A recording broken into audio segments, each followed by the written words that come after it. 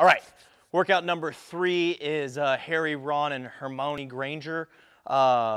We are doing a 5-minute AMRAP of max wall ball shots or front squats with the wall ball, and then into 3 rounds for time of 30 calories on the bike and 30 shoulder overhead, 115 for guys, 75 for ladies. There's a typo on the original thing. It said 95. It's 75 for ladies, okay?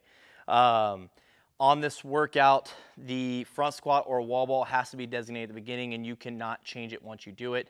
I believe the wall ball shots are worth 3 and the front squats are worth 1, right? Yes. On the wall ball shots, each person has to, or front squat has to do at least 5, but they can do no more than 20. So at 20, you have to switch with your partner, let the next partner go. Each partners, or the whole group of 3, will start behind the designated line, which will be behind the equipment. This is not drawn to scale as it will be in the competition, but it's giving you kind of the idea of what it's going to look like. At 3, 2, 1, go, the first partner will run down, go ahead, run down, and they will start their wall ball shots or front squats. That has to be done inside of the pull-up rig, just like Matthew's doing. That's good, Matthew. Whenever he gets to his number, he comes back, he tags his partner can go, and they can begin their wall ball shots, also staying inside the pull-up rig and meeting to the standards, which we'll talk about in a second. When they hit theirs, they'll come back, do front squats this time, Matthew. Let's say your partner's choosing to do front squats. They will hold the ball in front of their face, and they will squat and go all the way down. They have to do that inside the pull-up rig. Okay, he'll finish that and come back. Now, there's only 2 of the partners right now, but in the workout, there'll be 3. You have to go partner 1, partner 2, partner 3, partner 1, partner 2, partner 3. Partner 2 can't sit out just because partner 2 is not good at wall ball shots or front squats. Partner 2 has to do their 5 reps at least before moving on to partner 3 or whatever, right? Standards on the wall ball shots. Okay, someone of y'all come down here with me. The standard on the wall ball shot is pretty simple, okay? The ball starts on the ground, face the wall. The athlete will pick the ball up first and then go into their squat, hitting full depth at the bottom, meaning that their hip is lower than their knee. They'll stand, throw over or at their target, right? If you hit the line and the judge feels that enough of the ball went over the line, it's a good rep. If you hit the line and your judge feels like enough of the ball didn't go over, that's a no rep. If it clearly hits below the line, then it is a no rep. But as far as like if it hits the line or not, that is a discrepancy that the judge will make for you, okay? The ball cannot hit the target going on the way down. So if you throw the ball up and it hits the wall on the way down, that is a no rep. If the ball does not make contact with the wall, it is a no rep. If you're throwing, do a few reps and then let it fall on the ground and settle it. So if you're throwing and you just mishap the ball, it has to settle on the ground first, then you pick it up. You can't catch it on the bounce. Try to see if you can let it fall, hit the ground on the bounce. You can't catch it on the bounce and repeat into the next one. You have to settle it first and then pick it back up. You don't have to do all 20 in a row to do 20, right? You could do 10, drop it, shake it out, pick it up, and do 10 again. Like 20 is just the most you can do, right? You could do 5 singles on wall balls as well. Just make sure that the ball settles at the bottom, okay? Front squats, okay? Ball has to be held up above the chest, right? So hold it in your chest, right? So you can't hold it here. It has to be upheld above your chest. Again, that's a discrepancy that your judge will make whenever they're judging. Same thing as squatting as far as the wall ball goes. Your hip has to get lower than your knees. This one, you have to stand all the way up, and you have to lock it out at the top, right? Whenever we have a light squat, sometimes you'll see people leave their butt back, right? It has to come all the way forward in order to finish that rep, okay? All movements with the wall ball shot have to be done behind the pull-up rig, right? So inside the pull-up rig. If you come outside of it for whatever reason, that's a no rep. The balls have to stay behind here as well. Your partners will wait on the other side of the line, waiting for their turn to go. You have to make contact with their hand before you can cross the line. You don't have to wait for them to cross the line, just have to make contact with their hand, okay? Again, the wall ball shots or front squats have to be designated at the beginning of the workout, and the wall ball shots are worth 3 to 1, right? So 3 wall ball shots, or 1 wall ball shot is equal to 3 front squats. All right, part 2 of workout number 3 starts at the 5-minute mark. Remember, on the wall ball shots, it's as many as you can, on wall ball or front squats, as many as you can inside the 5 minutes. At the end of the 5 minutes, we'll go right into this 3 rounds of 30 calories on the bike, 30 shoulder to overhead. It doesn't matter who starts on the bike or who is holding the ball. The only thing is that 2 people have to be underneath the pull-up rig with the ball. We're using the 14-pound ball for this, not the 20. So in order to hold the ball has to be held above the waist, back to back by 2 partners. No hands can be used for any assistance. That means nothing on the knees, just like Cloud's showing, or on the hips. The hands have to be free. Hands cannot be used once they're being used to assist in any way, whether it's touching the ball to rearrange it or on your hands or hips. That is a no rep. The person on the bike or shoulder overhead, whatever's being worked on, must stop, and y'all must switch partners, okay? Y'all could relax for a second. At the end of the wall ball shots, okay, at the 5-minute mark, partners that are waiting to go, obviously one partner's working on front squats or wall ball shots. The other 2 are behind the designated line. At the 5-minute mark, you may cross that line. The 2 people waiting can cross that line, but they cannot cross that line before. So at 3, 2, 1, 5-minute mark, the partners can go. One partner can come down and meet the person down here with the wall ball and start there. The other person can get on the bike. And then when the judge gives the okay, the person on the bike can go, right? If for some reason the ball falls,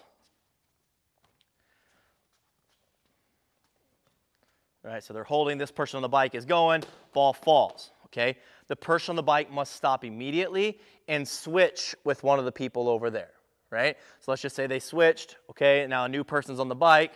The person that's biking is over there now, and they're holding it, okay? They're going, this person's almost done with 30 calories, and the ball falls again, okay? They must switch again. Anytime the ball falls, they must switch. Now, the partner that was just biking, right, the partner that started on the bike, they can come back to the bike. You don't have to make the same type of rotation like we did in the wall balls. Anybody can go back and forth. You just can't, you just have to switch if the ball falls, okay? Now, if this person's biking and they get to 30 calories, they cannot get off the bike and then immediately begin the barbell. They have to switch. A new person must work on the barbell, okay? So let's say I'm biking 30 calories. I finish 30 calories. I can't go here. I have to go over here. Matthew moves to the barbell. Me and Cloud, we are working, we're holding here, right? Cloud and I get it. We get good. Now Matthew, the judge gives the okay. Matthew can begin his shoulder to overhead, right? That's good, Matthew.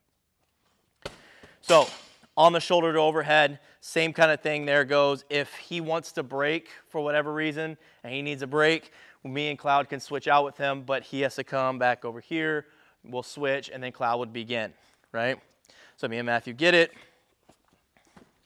right? Cloud goes, and she's going.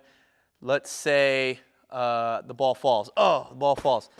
And Cloud has to stop, okay? And we have to switch. Matthew just did shoulder overhead, but he can go back. I don't have to go there. Cloud comes over, and then we would hold, and Matthew would begin, right? If Matthew finishes the 30th shoulder overhead for this round, he cannot start on the bike. Just like the bike couldn't start on the barbell, he cannot start on the bike. We have to switch, and somebody else starts the second round over there, okay? Barbell standards on this. Now, again, the wall ball stuff, the holding the wall ball has to happen behind the pull-up rig, just like with the wall balls, okay? On this standard, Matthew, do some strict press.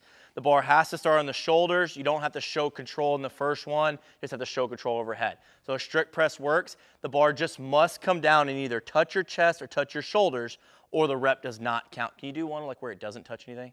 Sometimes people don't have the mobility and it doesn't go all the way down, right? If the bar does not touch something in the bottom, that is a no rep, okay? Good, put it down. At the top, just make sure that you're showing me some type of control. Do push press, do good ones.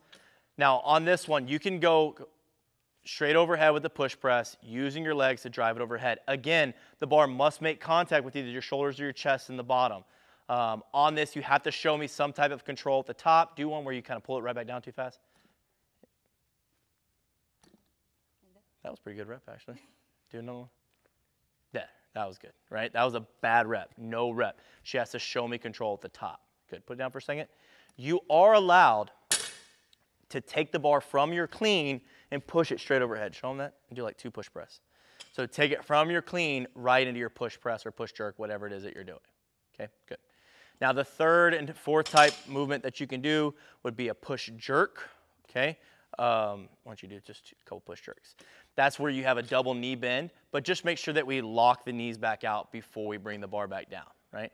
Can you bring it down before you lock your knees out? Yeah, that seems to be more common on the no rep. That would be a no rep, okay? We can also do a split jerk. If the bar feels really heavy, you get the bar to your shoulders, you could do a split jerk, but your feet must come back in line before you bring the bar back down, right? That would be a no rep. Good. Good. Okay.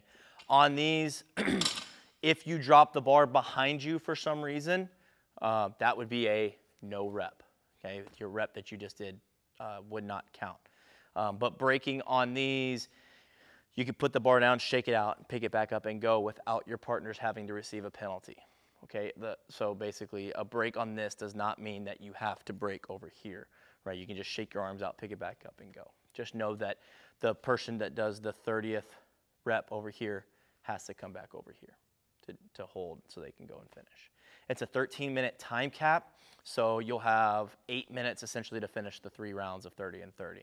It's going to be fast. It's going to be full send. You're going to have to send it. You're going to have to really go hard on this one. All right, last little tidbit, last little closing on this workout. You do a 5-minute AMRAP to start the workout of either front squats or wall ball shots. Wall ball shots are worth 3, front squats are worth 1. Partner stay behind the line to start. One partner goes and starts. You have to do at least 5 wall ball shots or front squats, and you can't do more than 20. When you're done with your 20, the ball stays there. You come back, tag your partner, the next partner can go. You must go on the wall ball shots, front squats. You must go 1, 2, 3, 1, 2, 3 as far as the order of the partners go, okay? Basically, everybody will still, as far as judges go, on the wall ball shots, squat must be lower than the knees, throw must be hit at or at the target, at or above the target that they're throwing to. Guys are throwing to the second line, ladies are throwing to the first line. Guys are throwing a 20-pound ball, ladies throwing a 14-pound ball. On the front squats, the ball has to be held above the chest. Squat has to go below parallel all the way up to lock it out the top. Make sure your hips are coming all the way through. I'm pretty sure the way we're going to do that, judges, that everybody will still just be judging the same person. So pretty much all day, you're just going to have one athlete that you're judging on your own. It'll seem a little chaotic, so judges have to kind of stand off to the side until it's their athlete's time to go. When it's your athlete's time to go, you move to the wall to judge your athlete at the wall. The second part of the workout, it'll be the remainder of the 13 minutes. You'll have 8 minutes to finish it. It's 3 rounds for time.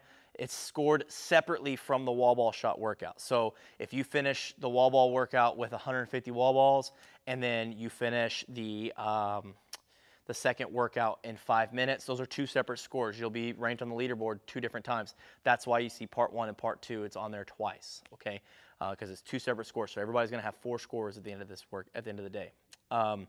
The second part is 3 rounds for time, 30 calories on the bike, 30 shoulder overhead with the barbell. The barbell is 115 for guys, 75 for ladies. Again, there's a typo. It said 95 for ladies. It's 75 for ladies. On this one, at that 5-minute mark, one partner will go down and meet the person at the wall for the wall balls. They'll hold the ball above their waist back to back. They can't use their hands for any assistance. That means no hands on the thighs, hips, or anywhere else. They have to be off the side and especially not on the ball. That person that's on the bike starts biking 30 calories. They can switch at any time. If the ball falls or they receive some type of hand penalty, they must switch partners, and they must, the next person comes over after the ball is set in place on their backs. If you switch at any point, you have to come over, and the person that finishes the 30 calories cannot start the shoulder to overhead. They have to go and become the wall ball holder while the other person comes over and does the shoulder overhead. The rotation on that does not have to be 1, 2, 3, 1, 2, 3, 1, 2, 3 like the wall ball shots had to be. This could be in any order that you want. It could be 1, 2, 1, 2, 1, 2, and basically the third person on your team could essentially stay over there on the wall ball the whole time if that was something that y'all wanted to do, right? On the shoulder to overhead, it can be a shirk press, push jerk, or split jerk. The bar must come down and touch some part of your body. If it doesn't touch your body on your shoulders or chest, that is a no rep. You have to finish with a good lockout overhead, everything in line, showing control at the top. You can't drop the bar behind you. There's no designation on the reps that you do here. If the first round you do strict press and the second round you do push press and the third round you do push jerks, no problem. You can mix and match inside the actual round itself as well. Separate score. All the wall ball holding has to be done inside the pull-up rig. Same thing with the front squats on the wall ball shots. That one's going to be a little bit confusing It's going to seem like a little bit of chaos, but because everybody has their own judge, it shouldn't be as chaotic as the last wall ball workout we had in our competition back at the old gym. So any question on this one, please comment below, and we'll be sure to answer them. Thanks.